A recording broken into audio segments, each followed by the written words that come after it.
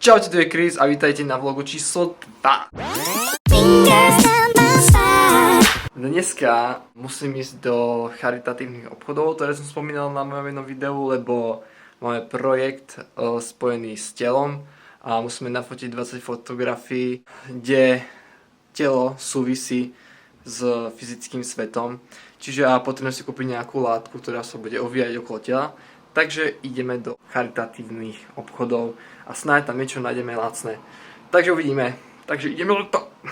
Slnku a mierne tu poprchá, ale to nevadí. A ideme do prvého charitatívneho obchodu, takže uvidíme, čo tam bude. Sa nachádzame na takej druhej hlavnejšej ulici celého tohto mesta. Je tu tiež kopec obchodov a už sme skoro v tom obchode, prvom obchode charitatívnom. Sme dorazili. Trošku som išiel ďalej, ako som mal, lebo som si to nevšimol, ale tak sme tu. Takže som zvedavý, čo tam budú mať. Snaď niečo áno. Takže sme tu. Máme nejakú látku, ktorú môžem použiť na fotenie. A dokonca som si kúpil aj košelu na doma, tak sa teším. Všetko ma stalo 2,50. Ideme sa pozrieť ešte do jedného ďalšieho toho obchodu. Takže tak. Sme síce odišli na prázdno, ale ideme sa pozrieť ešte do tretieho, takže uvidíme, či tam nájdeme niečo.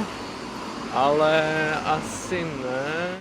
Postupne sa blížime k tomu ďalšiemu charitatívnemu obchodu, ale asi aj tak už som nakúpil všetko dneska, takže uvidíme, ale či tam budú mať niečo ešte dobré, čo by som mohol použiť na moje umelecké diela.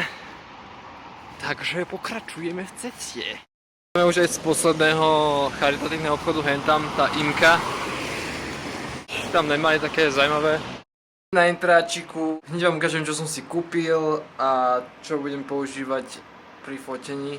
Nie je to žiadna úžasná špeciálna látka, chcel som trošku inú, ale nemali inú, takže aspoň niečo mám, s čím môžem pracovať a to je fajn. Takže hneď vám to ukážem. Košela a látka na fotenie. Takáto krásna látočka,